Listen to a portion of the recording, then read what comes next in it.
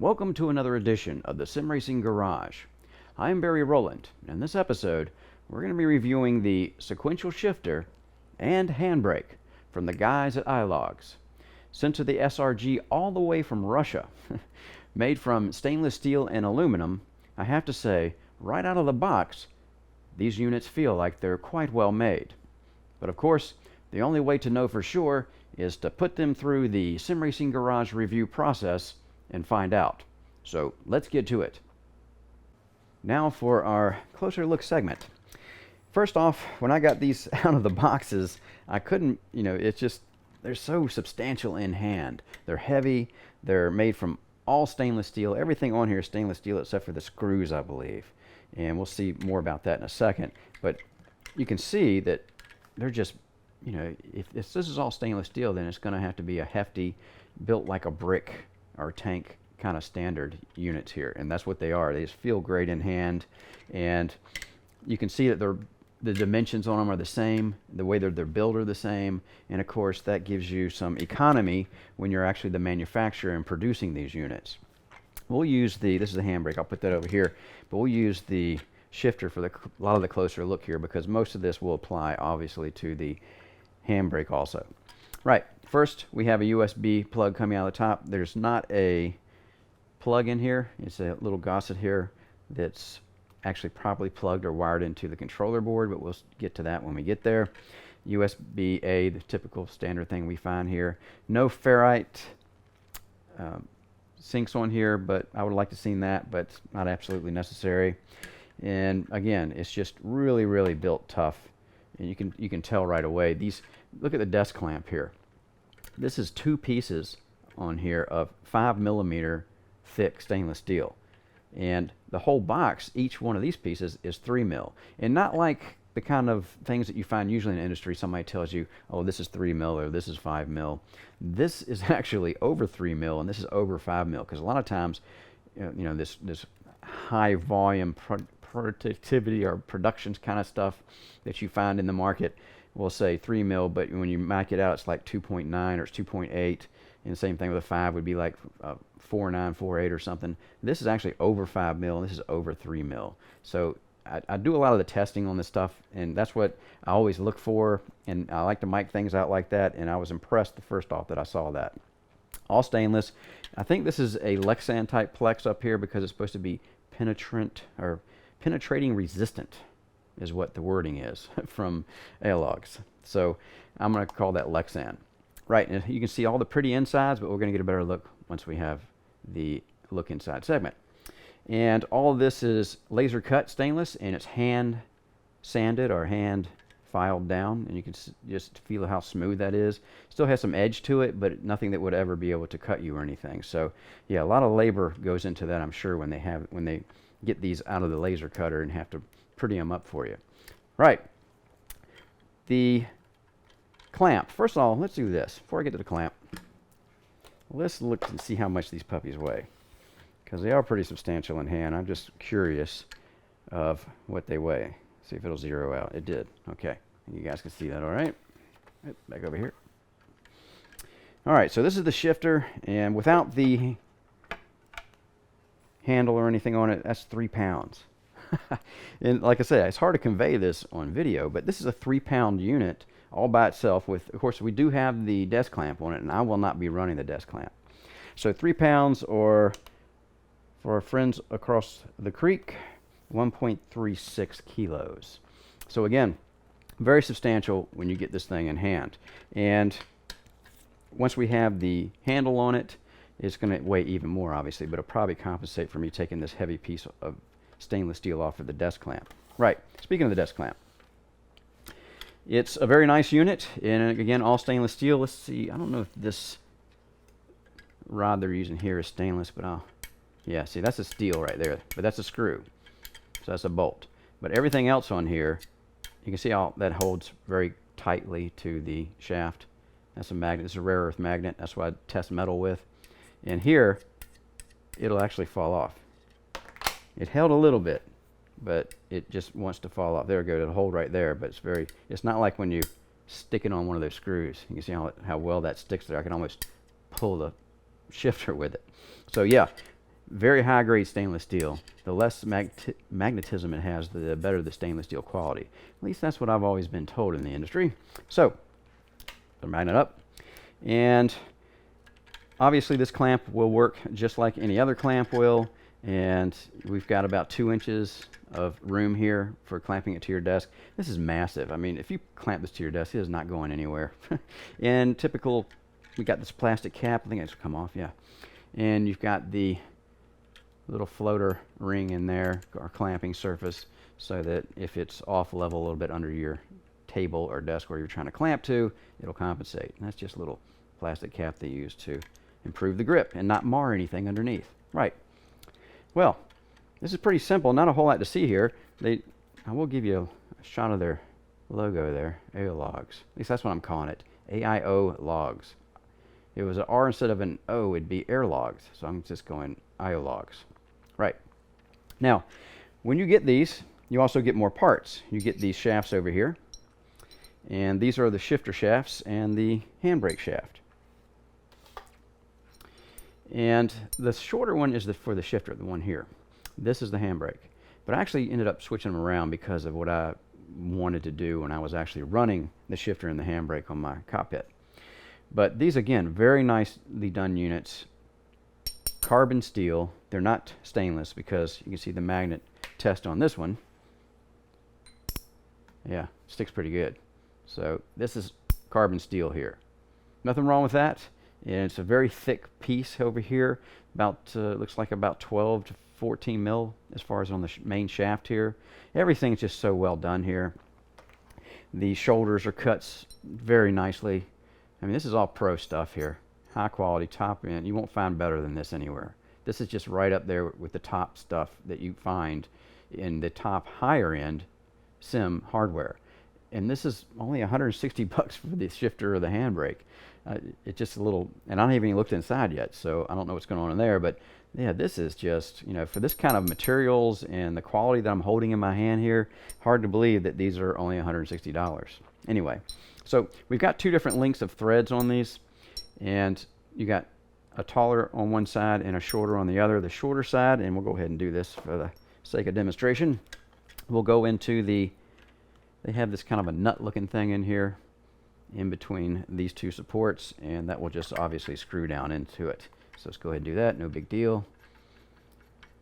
And this is another test I like to do when I'm screwing and assembling things, is just how good does it mate to the surface when you screw it down. And I have to say, this is beautiful all the way around. I don't know if you guys could see this or how well you can see it, but all the way around, that is just a beautiful flush fit on this nut assembly they have inside of there. Again, just top quality, top flight stuff. Amazing, really, for the price. All right, so we also have the knobs, and these are aluminum pieces, and they've got some decent heft to them because it's a solid piece of aluminum. Obviously, they've drilled a hole in it and then threaded it. I don't know if you can see how deep that goes. I can try to give you a little angle there. There we go. You can see that. So it stops right about this ring here, I think. And so all this is solid aluminum, and it feels like it. It's got a nice heft to it. It's not this really light, hollowed out stuff that you see on so many, especially at this price point. It's, you know, you see on so many things, or even a plastic knob, if you will. Right, not here. This is all, you know, CNC aluminum. And the brake handle, same deal. And they got great finishes on them. You can see the little swirly piece on the top there. Just very well done. I've scraped mine up a little bit, so when you get it out of the box, you shouldn't have the scratches all around like I have on mine. But again, this is aluminum, so we can polish it out if we want.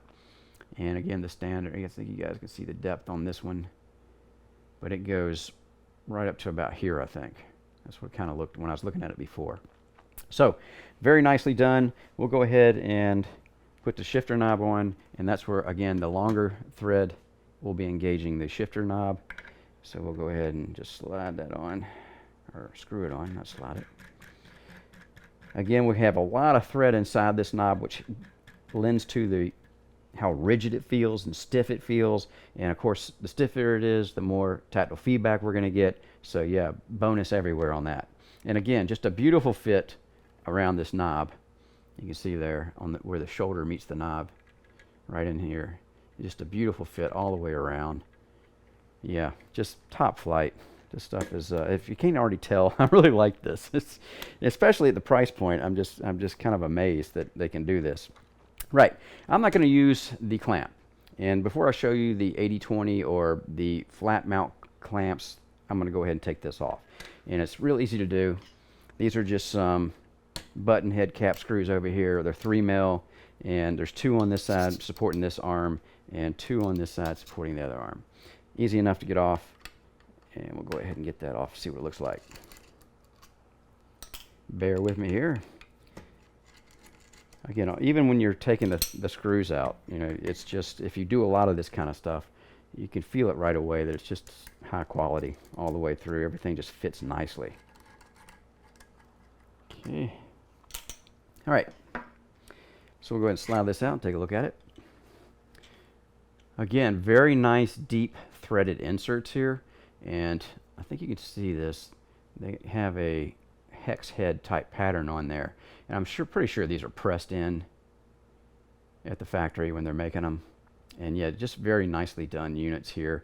And you know what? Let's just see if are those steel or stainless? And yeah, these things are also stainless. You see the magnet doesn't want to really connect to them. Just a little bit connected to them. So yeah, again, very nicely done.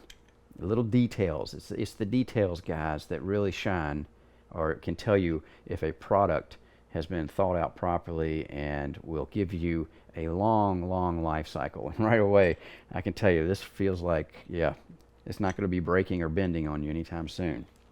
Let's put that aside. And now that we have it off, we can take a look at these brackets here. Again, stainless steel units. Sticks a little bit, but will fall right off very easily. 5 mil thick. Very nicely done. Again, laser cut and then sanded or filed down. And we have a multitude of holes here. These are the mounting holes, these guys here. And as far as mounting it to whatever you're going to mount it to. And then we have these smaller hole patterns for mounting it in different orientations on the actual unit itself. So when you're going to mount this, there's 2 screws you take out, depending on which side you're using. You take this one out and this one out, and then you use them again once you want to mount it. So if I wanted to mount this, let's see, this way, so I would be mounting it on the side of something, maybe the 80-20 or whatever. I would take those 2 screws out, and you can probably see this. It has this hole up here in the top, and this hole right here will fit on there. And then then we'll have all 4 of these holes, I believe, yeah, all 4 of those big holes exposed, right? So you can mount 4 screws to it if you want, or just 2. It's up to you. Same thing on the other side. You just take your screws out, and you would do the same thing, depending on which side you want to mount it on, right? Now you can also mount it front ways, and that's this way. And we'll mount it like this, I believe. So it go up, goes right there. Okay, so that'll be the middle one there, and the middle one over here. And then you'll have 2 flanges. Looks like just those 2 are going to clear, based on what I'm looking at here. So you only have those 2 very front set of holes here to mount to. And of course it'll do it on the other side also. But how I'm going to mount this is going to be on these holes, again using those pressed in threaded inserts. You see there? And I'm going to mount it using this way. And I believe it mounts like this. Yes. At least either side, it'll flip around, go either way. So, and you can see again, these 2 holes here, I got some interference with the side of the case there. So I won't be able to use those 2 holes, but I will be able to use these 2. And that's the holes I used anyway on my rig. And you'll see that once I get to the mounting part and the actual driving part. Right. So again, substantial mounts. Now, when the mounts come, you also get a couple of these. He sends some extra button cap head screws. But you really don't need them, because when you take the screws out to remove this, you actually generate 4 more of these screws, because they're all the same length, same thread, everything else. So you really don't need them. But anyway, that's how I'm going to mount mine. And the only thing, really, there's nothing different as far as a closer look, except when we look inside of the handbrake. Really not much different going on as far as the exterior casing, which is a good thing as far as I'm concerned. You know, the cable, everything's the same. And yeah, again, that gives them an economy of production, which keeps the price down apparently for, you know, $160 for one of these. That's, again, what I'm seeing here. I don't know how they do it. Right, so what we'll do next, now that we've gotten all that far and we've seen how we're going to mount it, we've seen the handles, we'll go ahead and do what I like to do best, and that is we're going to pull the side plate off of these things. I don't know which one I'm going to pull off yet, probably this one on this side, because this one has, if you see this big piece of metal there, it's got the main spring is actually on the other side of it, one piece of the spring, and I really don't want to disengage the spring because it's, I mean, I'm using it right here, and it's got good pressure on it, and it also has a great tactile feel to it, and we'll see what's doing that. It's actually 2 ball bearings that are rolling around on a plate on the front there. How well you guys could see that, but anyway, better to take the cover off, and you'll see. So it's got this lever that's rotating over these balls that are obviously captured in a metal sleeve with a spring tension behind it. Anyway, what we'll do next is go ahead and open these puppies up and get to the look inside segment. All right, things are looking a little different now, I'd say. We've got everything apart, and I didn't really want to show you, it really wasn't much to as far as taking this apart. All these pieces have these tabs in them, and of course they fit into the corresponding slots in the side casings, and it's just a matter of taking the screws out and everything kind of falls apart. So really it's not, you have to be careful when you're doing this because you don't want to lose anything, get anything scratched up that you don't have to. But anyway, we've got everything apart, and that's the important thing. So let's take a look at the shifter first. First off, let's look at the USB board. Now this looks like, I don't know where this USB board comes from. I'll give you a closer look at it here. Not much to see really. It's nice that it's already got plugs soldered onto. You can see at the bottom there, surface soldered onto the back of the board. And we've got a mini USB plug here that's actually plugging into here. And it looks like he's put some piece of tape on it just to add a little security there to keep the plug from coming out.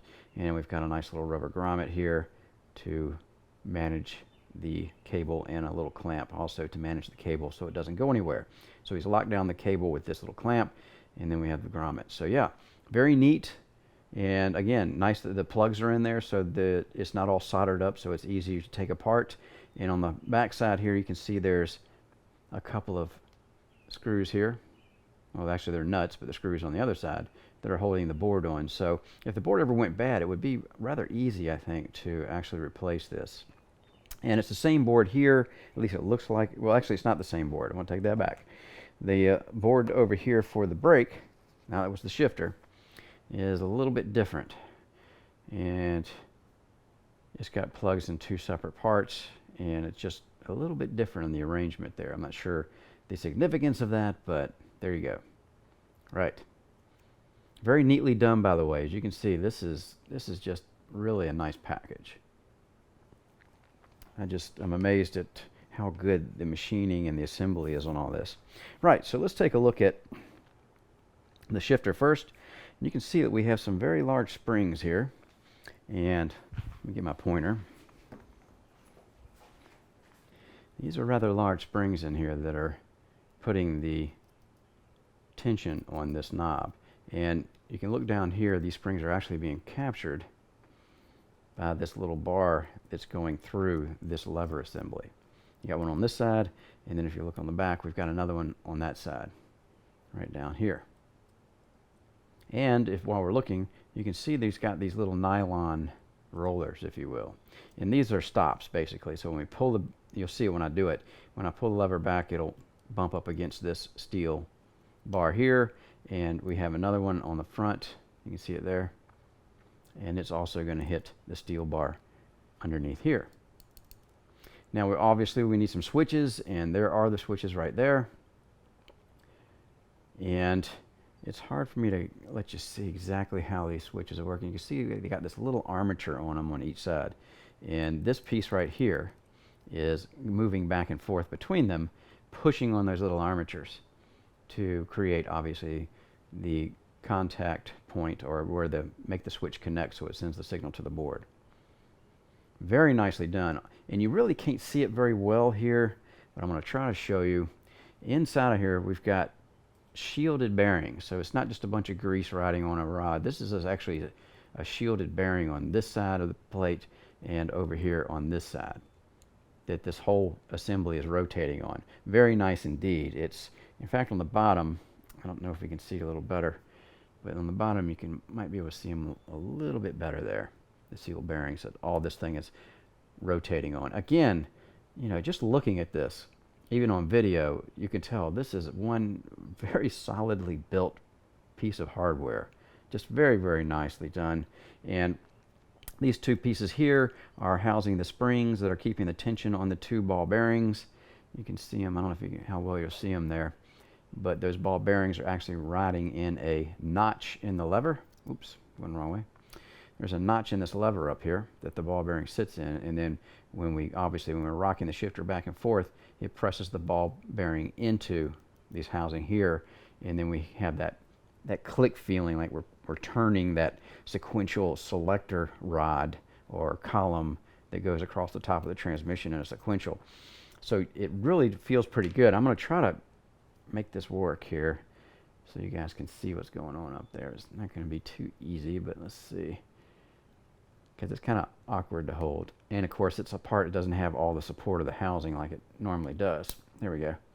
So you can see those bearings in there.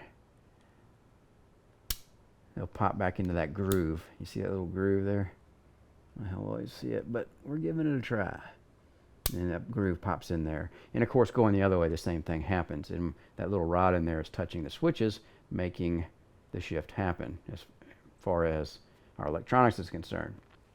Again, this is all, I mean, I don't, like I said, how many times I'm going to say it. This is just, you know, for $160, this is one heck of a shifter. This is, it kind of reminds me of the deal you get with the Proto Sim Tech P2 pedal set. I mean, he sells that for $400, and it's a great pedal set, you know, all metal, and just, again, it kind of, that's what makes me remind me of just how good a deal those pedals are. This at $160 with these kind of complications inside and the way it's built with all the stainless and, you know, bearings, and I mean, my goodness, I don't know how you do that, to be quite honest. But yeah, very impressed, as you might tell by now. This is very impressive stuff here. All right, so let's go over to the brake. And the brake is analog, obviously, and it's got a potentiometer in here. You can see it floating on the other side of this plate here. And we have, it looks like an aluminum arm that's attaching to the lever that's actually going to pull it. And when we pull it, let's see if I'm going to have to do it upside down because I'm right-handed here in the way the camera's looking. I don't know how well I'm going to be able to do this, but this arm is going to pull on that, this stainless arm is going to pull on this. And let's see if I can get it to move. There it goes. And it's a lot of tension on it, especially when you're holding it by hand. Now when you have it bolted to your rig, it's just the right tension, but right now it's pretty difficult to make that move as we're pulling it back. Right, so this is a nice aluminum bit. I mean, there's no plastic in here. It's just so well done. This little armature here, I don't know if you guys how well you see it, but it's got a little hex bolt in it that's cinching it up around the tooth gear or the post coming out of that potentiometer. It's just no expense spared here kind of thing. It's just amazing to me just how good this is built. And of course we still have actually a thicker spring. If you look at this spring, you see how it looks a little thicker than the spring. Well, maybe not.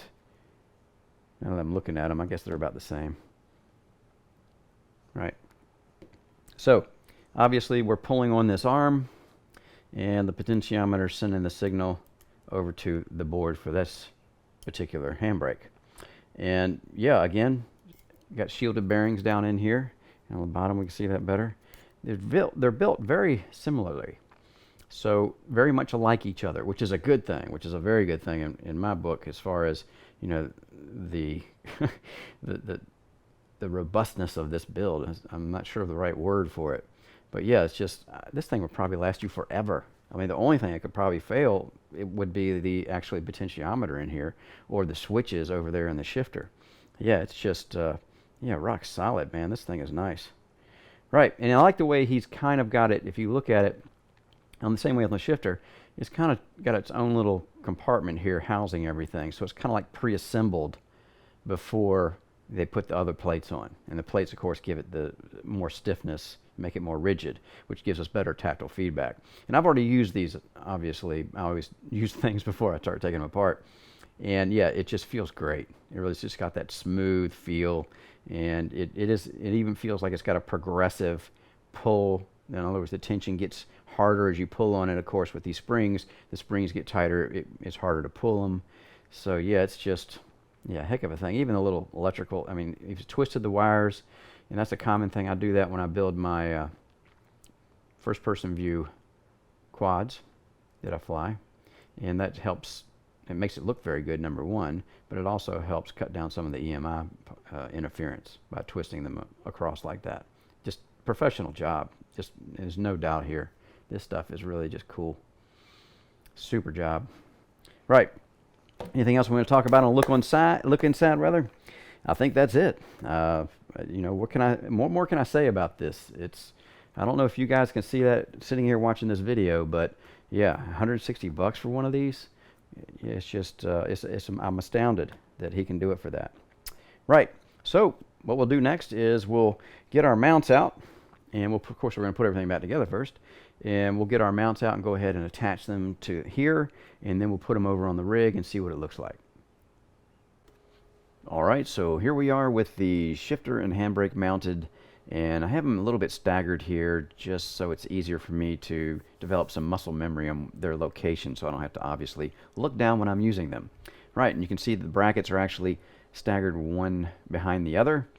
And yeah, it works great. So yeah, what we'll do next is go ahead and get to the driving segment. All right, we are in iRacing in the Fiesta at Sonoma. And let's talk about the shifter first.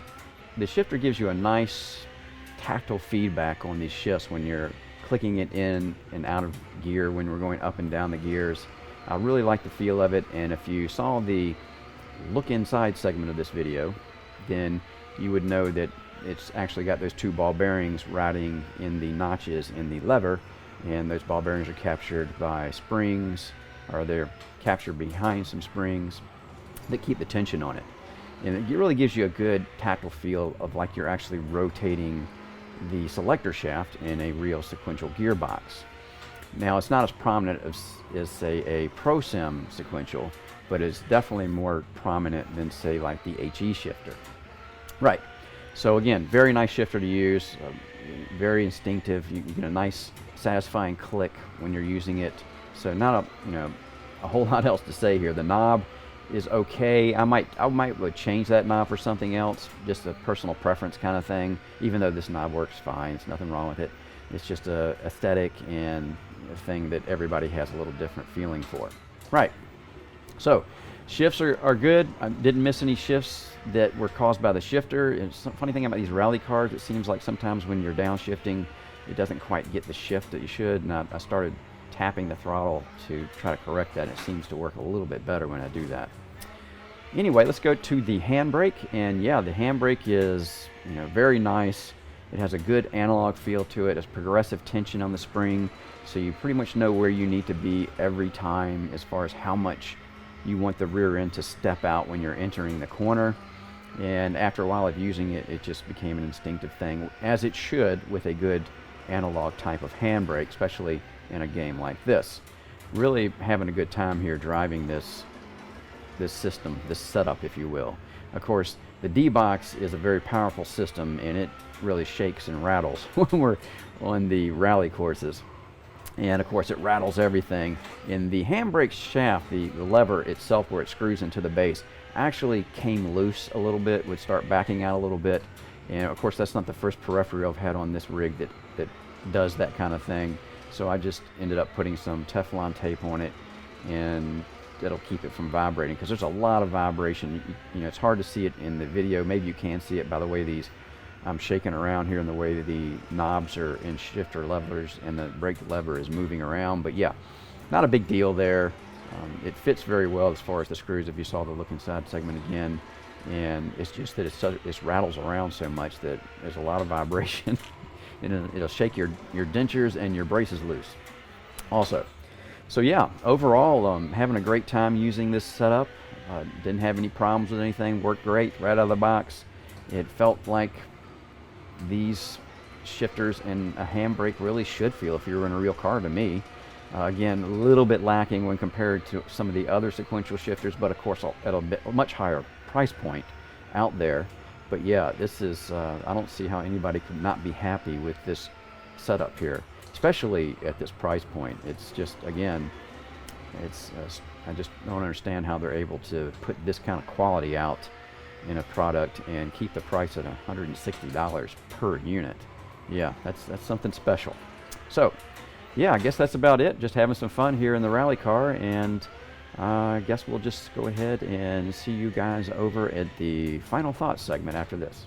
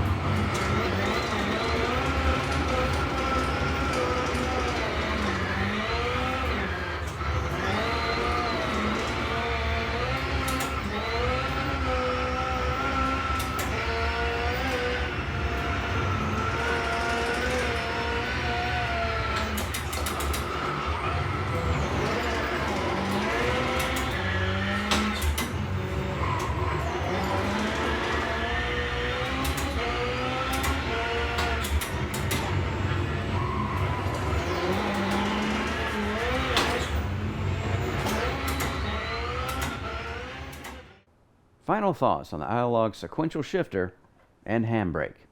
You know, it's not very often that you find a piece of sim racing hardware that exceeds your expectations. Most of the time when you look at the price point of something, you kind of manage your own expectation level as far as the build quality and performance that are normally delivered at that price point. But every once in a while, you do get a nice surprise. And for me, that's exactly what the Aiologs shifter and handbrake did. These products are something that definitely punch above their price point. With the all stainless steel and aluminum construction, they have a heft and a stiffness that give very good tactile feedback to the driving experience. Now the sequential, it had a nice crisp feel to the shifts that give it a pretty good sensation of actually using a real sequential gearbox. And over here, the handbrake, it gives you a nice analog feel when you're actually pulling on it. And I was able to be consistent with my rear brake bite point when entering a turn. Just a natural feeling thing. As you saw in the look inside segment, the internals are all top flight pieces of kit. From the use of shielded bearings on the main pivot shafts to the modular construction of the mechanicals. These units are built to last what I think is a very long time. Overall, you can probably tell from this review that I am very impressed with this shifter and the handbrake, and would have them at the top of my list, I think, when looking for this type of hardware, especially at the price point of $160. Each one of them I mean, I don't see how you can go wrong here. Even if you combine both of them, you're looking at, what, $320 plus shipping for a very nice handbrake and a very nice shifter. I'm Barry Rowland, and thanks again for watching the Sim Racing Garage channel. And don't forget to hit the subscribe button and check out our website at simracinggarage.com.